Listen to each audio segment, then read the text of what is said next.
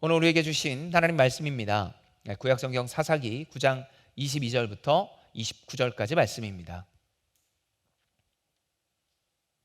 구약성경 사사기 9장 22절부터 29절까지 말씀, 22절부터 29절까지 말씀인데요, 제가 먼저 읽고 그리고 여러분이 한 절, 그리고 마지막 29절은 합독하도록 하겠습니다. 제가 먼저 읽겠습니다.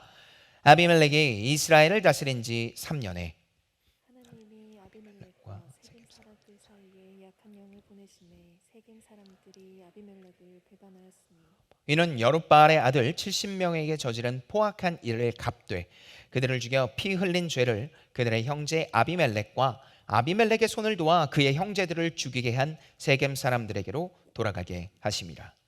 세겜 사람들이 산들의 꼭대기에 사람을 매복시켜 아비멜렉을 엿보게 하고 그 길로 지나는 모든 자를 다 강탈하게 하니 어떤 사람이 그것을 아비멜렉에게 알리니라. 에벳의 아들 가알이 그의 형제와 더불어 세겜에 이르니 세겜 사람들이 그를 신뢰하니라. 그들이 밭에 가서 포도를 거두어다가 밟아짜서 연화를 베풀고 그들의 신당에 들어가서 먹고 마시며 아비멜렉을 저주하니 에벳의 아들 가알이 이르되 아비멜렉은 누구며 세겜은 누구기에 우리가 아비멜렉을 섬기리요? 그가 여룻바알의 아들이 아니냐? 그의 신복은 스불이 아니냐? 차라리 세겜의 아버지 하몰의 후손을 섬길 것이라. 우리가 어찌 아비멜렉을 섬기리요? 다 같이 읽겠습니다. 이 백성이 내 수하에 있었더라면 내가 아비멜렉을 제거하였으리라 하고 아비멜렉에 이르되 내 군대를 증원해서 나오라 하니라. 아멘. 오늘 하나님께서 주신 말씀인 사사기 9장 22절부터 29절까지 말씀을 가지고 격려와 겸손의 심판이라는 제목으로 하나님 말씀 잠시 나누도록 하겠습니다. 여러분에게 하나님은 땡땡이다, 하나님은 땡땡이다 라고 묻는다면 여러분은 그 땡땡에 어떤 말을 넣으시겠습니까? 저는 제 삶을 돌아봤을 때 시기마다 그 넣을 수 있는 단어가 좀 많이 변한 것 같습니다. 10대부터 20대까지는 하나님은 무섭다라고 정의합니다. 눈에 보이는 하나님은, 눈에 보이지 않는 하나님은 눈에 보이는 환경과 밀접하게 연결됩니다. 그러니까 우리는 눈에 보이는 것을 더 믿기 나름인데 우리의 환경, 우리의 생활 환경에 하나님께서 개입하셔서 그 환경이 곧 하나님처럼 느껴지는 게 어린 시절, 젊은 시절의 모습이었습니다. 저를 둘러싼 어린 시절의 환경은 이 압박과 두려움을 쉽게 느끼게 했습니다. 그래서 그럴까요? 모든 원인이 나 때문이다. 그래서 그 원인을 묻고 따지고 혼내시는 하나님. 그래서 저는 하나님이 참 무서웠습니다. 그래서 매 주일 예배 나올 때 오늘은 도대체 나한테 뭐라고 혼내실까라고 두려워 떨 때가 있었습니다. 30대가 되면서부터는요, 하나님은 사랑이다라고 정의했습니다. 허용과 용납 또 인도하시는 그 하나님을 경험하게 되면서 다양하고 또 거대한 사랑을 맛보았기 때문입니다. 그리고 이제 40대가 지나면서 저는 이제 하나님, 그 하나님을 공의롭다라고 정의합니다. 공의. 모든 사랑을 공명정대하게 처리하시는 하나님의 성품. 그 성품이 바로 공의인데요. 지금 제가 가장 신뢰하는 하나님의 성품이 바로 그곳에 있기 때문입니다. 공의는 공평으로 나타납니다. 다시 말해서 공평이 나타내기 위한 핵심 가치가 바로 공의입니다. 상대방에 따라 판단 기준이 변하지 않는 하나님의 공의, 그리고 그 공평에 참 마음이 많이 쓰입니다. 하나님은 하나님 앞에서 죄를 저지르면 누구든 관계없이 반드시 형벌을 받게 하십니다. 시편 5편 4절에 보면 이렇게 얘기를 하죠. 주는 죄악을 기뻐하시는 신이 아니시니 악이 주와 함께 머물지 못하며. 하나님은 죄와 공존하실 수 없는 분입니다.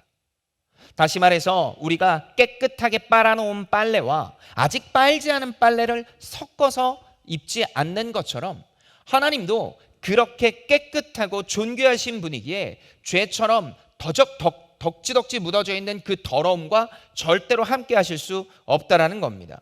그런 이유로 온몸에 죄를 덮고 있는 그 인간도 로마서 5장 12절에서 이렇게 이야기를 합니다.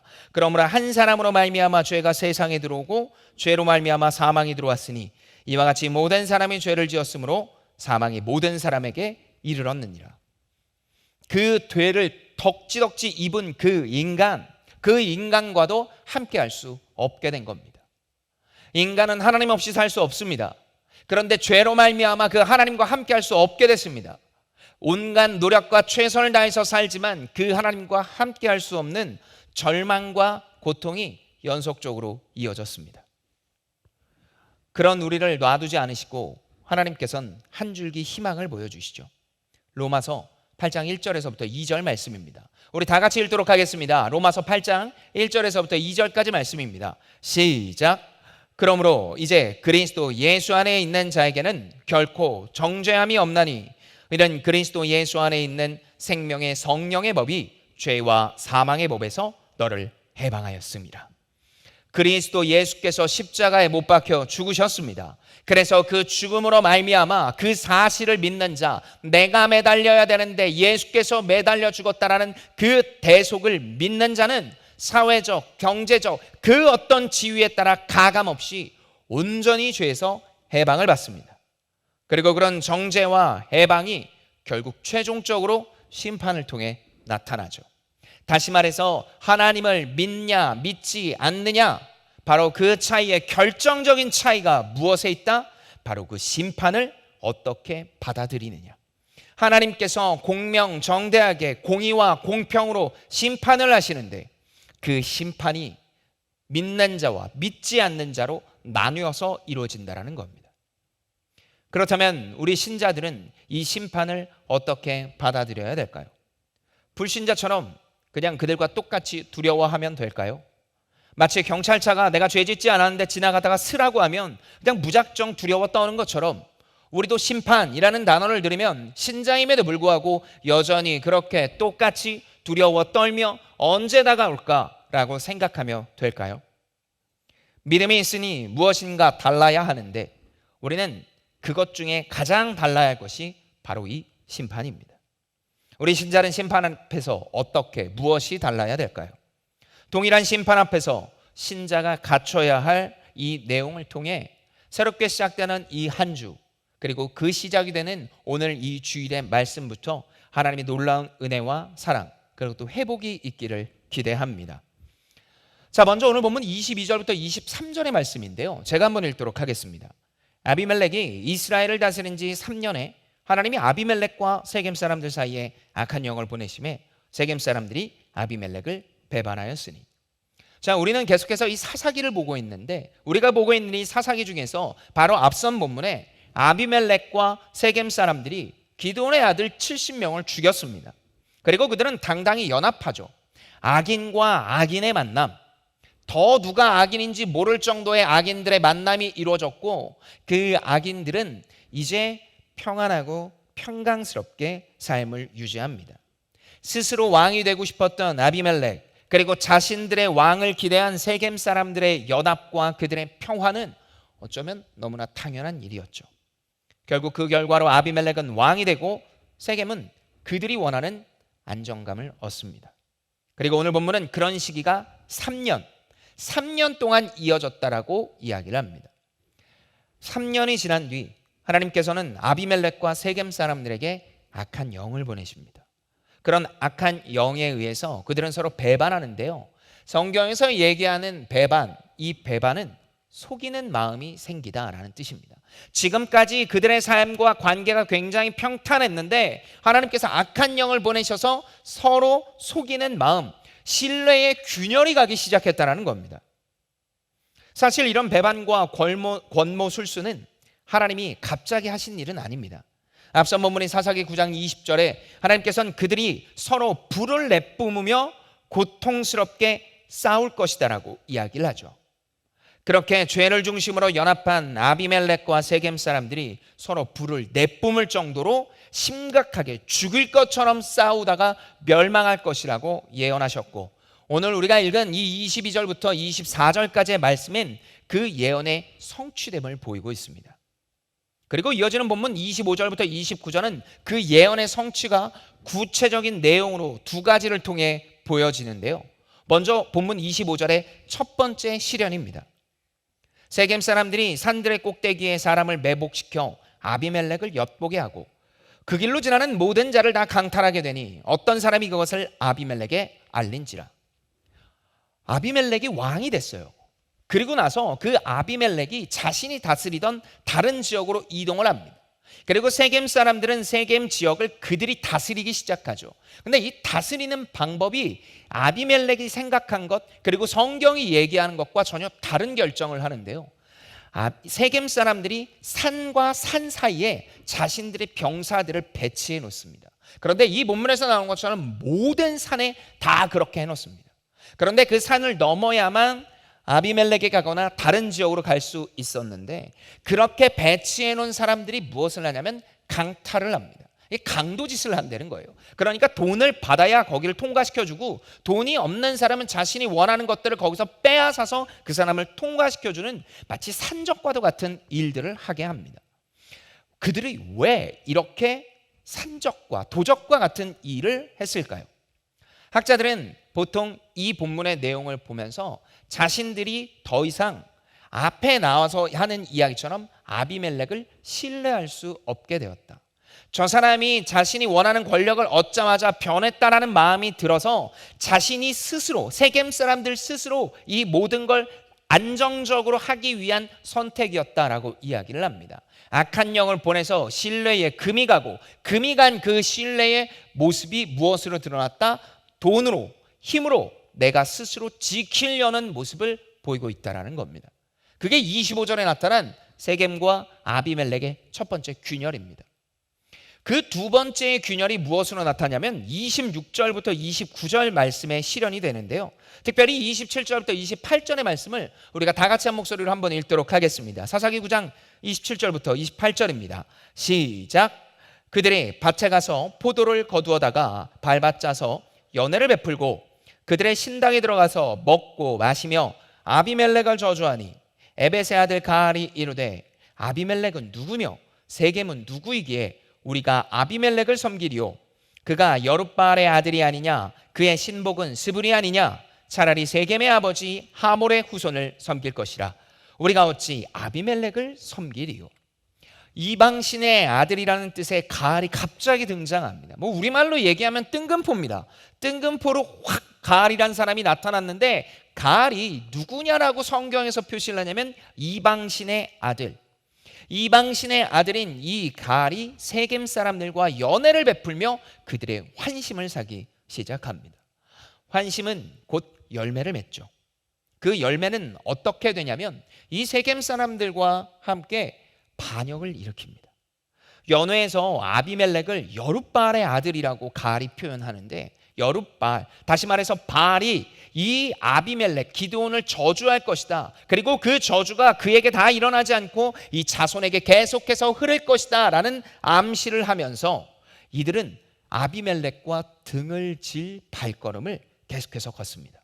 이후에 이들은 어떻게 됩니까? 가알 중심의 세겜과 아비멜렉은 서로 갈라서고 결국 파멸의 길에 이르게 되죠. 분명히 이들에게는 3년의 시간이 있었습니다. 그리고 그 3년의 시간 동안 그들은 하나님께 돌아왔어야 됐지만 그들은 돌아오지 않았습니다. 그런 세겜과 아비멜렉을 향한 심판의 실현, 그것이 바로 오늘 본문의 핵심 주제입니다. 이처럼 심판은 모두에게 보여지고 누구나 두렵고 이 본문을 읽고 있는 사람이 다 떨립니다. 자, 그럼 우리는 여기서 우리의 시선을 설교의 가장 초반부로 한번 돌려보겠습니다. 심판은 하나님의 몫이며 하나님께서 하시는 일입니다. 그리고 모든 신자는, 불신자는 심판 앞에 섭니다. 그렇다면 그 심판을 보고 있는 우리는, 경험하게 될 이 심판을 경험할 신자는 심판 앞에 어떻게 해야 될까요? 모두 두렵고 떨리는 것 같은데 우리도 그렇게 떨어야 될까요? 이 본문에서 읽고 있는 1차 독자인 왕정시대 사람들도 이 글을 보며 떨었을 텐데, 그러면 도대체 신자와 불신자가 이 심판 앞에서 어떤 다른 태도를 가져야 될까요? 오늘 본문을 통해 하나님은 신자들에게 심판 앞에 철저히 믿음을 가지라고 이야기를 합니다. 단순히 떨고 두려워서 나도 저 심판 앞에 저들처럼 똑같이 당하면 어떡하지? 라는 두려움에 빠지는 것이 아니라, 신자라면 그 말, 하나님의 말을 기본으로 한 이 믿음을 철저히 지키라고 이야기를 하십니다. 몸과 마음이 하나님께 돌이켜서 하나님만 진실된 왕이며 참된 보호자임을 믿어야 됩니다. 마치 중국의 춘추전국 시대에 이 합종 연행의 시대에 그런 시대처럼 계속해서 스스로 원하는 대로, 스스로 바라는 대로, 스스로 신뢰하는 것대로 마구 달려가는 이 아비멜렉에서 가알로 바꿨다는 세겜 사람처럼 사는 것이 아니라 우리는 영원히 변하지 않는 하나님께 돌이켜야 됩니다. 믿음이 없다면 심판이 두렵고 떨릴 뿐이지만, 교회에 나와서 여전히 심판이 두렵고 떨릴 뿐이지만, 그래서 믿음이 먼저임을 전혀 모르고 살아가는 자답게 살아가는 바로 그 사람처럼 살아가는 것이 아니라, 하나님은 오늘도 신자에게 믿음이 먼저이며 하나님께서는 그 심판 앞에 믿음을 가진 자가 다른 그 어떤 것보다 위로와 격려를 하시겠다고 말씀하십니다. 불신자는 심판 앞에 저주와 공허함과 패배만을 맛보게 됩니다. 그러나 믿음을 가진 자는 이와 반대로 하나님의 위로와 겸손과 은혜를 얻게 됩니다. 은혜로 주신 믿음으로 말미암아 하나님 께 되돌린 자, 하나님이 주신 모든 것이 은혜이며 그 중에 가장 소중한 이 구주 예수 그리스도를 주인으로 모시는 자, 그 자에게는 이 땅의 삶의 모든 것들을 보시며 결국 하나님께서 함께 하셨다, 그리고 하나님의 뜻에 맞춰졌다라고 이야기를 하며 주님께서는 그 끝에 위로와 격려를 하십니다. 제가 훈련을 하다가 지체들에게 자주 하는 얘기가 있습니다. 우리가 하나님 앞에 서면 어떻게 될까요? 제가 지체 여기에 있는 분들하고도 한두 번 나눴던 이야기인데요, 저는 천국에 가보지 않았습니다. 그러나 제가 천국에 갔을 때, 하나님 앞에 섰을 때 아마 하나님은 제 삶의 모든 것들을 파노라마처럼 보여주실 겁니다. 태어나면서부터 죽는 그 순간까지 내가 어떻게 살아왔는지 마치 영화 신과 함께해서 염라대왕 앞에 서면 삶의 모든 것이 드러나는 것처럼 우리의 모든 것들이 드러날 겁니다. 그러면 신자와 불신자 모두 그렇게 드러날 텐데, 저때 하나님을 믿지 않은 자들은 결국 지옥행을 빠지게 되고, 그럼에도 불구하고 그 길을 걸어왔던 신자에게는 저때 다시 한번 일어나 나의 길을 걸은 자에게 하나님께서는 축복하고 격려하며 위로하며 영원한 안식의 길에 들어가게 하실 겁니다. 그렇게 우리는 오늘 어렵고 힘들고 지칠지라도 우리가 꼭 붙잡아야 될 것이 있으니, 우리 모두에겐 심판이 있고 이 삶의 호흡이 있는 순간 한 번 한 번마다 우리는 하나님의 길을 걸어야 됩니다. 그 자는 결국 하나님께서 그 끝에 하나님의 참된 위로와 은혜를 경험하게 될 것입니다. 사랑하는 장충의 JP플 여러분, 우리의 삶을 비교해 보면, 신자와 불신자의 삶을 비교해 보면 여러분은 얼마나 차이를 느끼고 있습니까? 오늘 GBS 시간에 여러분이 한번 나눌 질문인데요, 제가 오늘 본문을 보면서 지금 이 세겜과 이 아비멜렉이 3년 동안 아무런 일이 일어나지 않았어요. 그들은 형통했다고요. 그들의 형통을 보면서 저는 이 본문을 읽고 있는 저로서는 배알이 꼴리더라고요. 아니, 분명히 70명의 형제를 죽였으니 하나님께서는 9장 20절에 심판한다고 하셨으니 빨리 심판을 해야 될 것 같은데, 3년 동안 하나님은 침묵을 하시고 그들은 호의호식을 누리면서 살았어요. 저도 그 본문을 보면서, 지금 이 본문을 보면서 얼마나 배알이 꼴리는지 몰라요. 지금 하나님께서 빨리 벼락을 쳐서 이들이 벌받고 하나님의 사람으로서 하나님의 자녀답게 완전히 살아가는 것들을 구별시켜야 되는데, 하나님은 도대체 뭐 하시기에 우리의 삶에 이런 일들을 겪게 하시나. 마치 그 모습이 우리의 삶과 크게 다르지 않아서 제가 배가 아프더라고요. 여러분은 어떻습니까? 여러분은 괜찮아요? 악인의 형통함, 본문에선 3년이라고 나와 있으니까 3년 기다리면 될 것 같지만 언제 끝날지 모르는 악인의 형통을 보면서 여러분은 괜찮습니까? 그 모습을 볼 때 우리가 버티고 우리가 견딜 수 있는 힘은 제 언젠간 벼락 맞는다 라는 이야기가 아니라, 하나님은 오늘 본문을 통해 그 사람을 보지 말고 나를 보라는, 너 정말 믿음이 있냐? 정말 믿음이 있다면 그 심판 앞에 내가 너한테 파노라마처럼 펼쳐줄, 그래서 혹시 어렵고 힘들지만 다시 한번 용납과 그 하나님의 특별한 존재임을 깨닫고 일어나 그 길을 걸어간 자에게 참된 위로와 박수를 주실 나를 바라봐라. 저 안 되는 사람, 악인임에도 불구하고 잘 되는 것 같은 저를 보면서 배 아파하는 것이 아니라, 너가 정말 나를 믿고 있다면 심판 앞에서 줄 나의 영광의 박수, 그래서 흰옷으로 바꿔 나와 영원히 함께하는 그 축복을 기대할 수는 없겠느냐라고. 그래서 신자는 심판을 바라보며 벼락 맞을 사람이라는 손가락질이 아니라 내가 나를 향해 한 걸음 더 하나님의 길을 걸어가기를 기대하는 마음, 그것이 바로 우리에게 주신 신자의 심판을 향한 시선입니다. 여러분, 하나님의 계획은 악인의 형통함보다 큽니다. 절대로 악인의 형통함이 하나님의 계획을 이길 수는 없습니다. 하나님은 약속의 하나님이시고 언약의 하나님이시며 변하지 않는 하나님입니다. 그 변하지 않는 하나님이 말씀을 통해 철저하게 말씀하십니다. 끝이 있다. 그리고 그 끝에 신자와 불신자가 정확하게 나눠질 것이다. 그리고 내가 정말 가장 악독하다고 한 자는 돌이킬 기회조차 없는 유기를 할 테이니 너는 그것 보지 말고 나의 길을 걸으라. 믿음을 가지고 믿음 안에 살아가라라고 말씀하십니다. 그렇게 새롭게 시작되는 이 한 주, 우리는 악인의 형통함을 보며 배알이 꼴리는 게 아니라 저 사람이 언제 망할까라는 시선으로 바라보는 것도 아니라 우리는 성도답게 신자답게 그 끝을 바라보며 한 걸음 한 걸음 걸어가야 됩니다. 리호닐드 위버라는 신학자가 우리는 이미와 아직, 이미 오신 예수 그리스도를 믿지만 아직 오시지 않은, 재림하시지 않은 예수 그리스도가 올 때까지 이루어져 간다라고 이야기를 합니다. 그러니 당장 내일부터 눈을 떴을 때 여전히 배가 아파도 너무 실망하지 마십시오. 아직 예수 그리스도가 오지 않아서 우리에게 한 날 다시 한번 호흡을 주시어 그걸 걸어갈 수 있는, 하나님의 길을 걸어갈 수 있는 시간을 주신 겁니다. 그리고 내일 아침에 들었을 때 조금 덜 분노하고 있다면 감사하십시오. 성령께서 여러분과 함께하고 있다는 또 하나의 증거가 될 겁니다. 이것이 성도의 삶이며 우리의 모습입니다. 우리가 그 길을 가야 됩니다. 세상은 끊임없이 비교하고 우월하라고 이야기를 할 때 우리는 이렇게 진정으로 낮아져 끝이 있음을 알고 한 걸음 한 걸음 하나님만 바라보는 삶, 그 삶이 우리가 되어 하나님의 마음을 시원케 하는 우리 귀한 JP풀이 되기를, 그래서 하나님께서 축복하는 우리 공동체의 지체들이 되기를 예수님의 이름으로 축복합니다.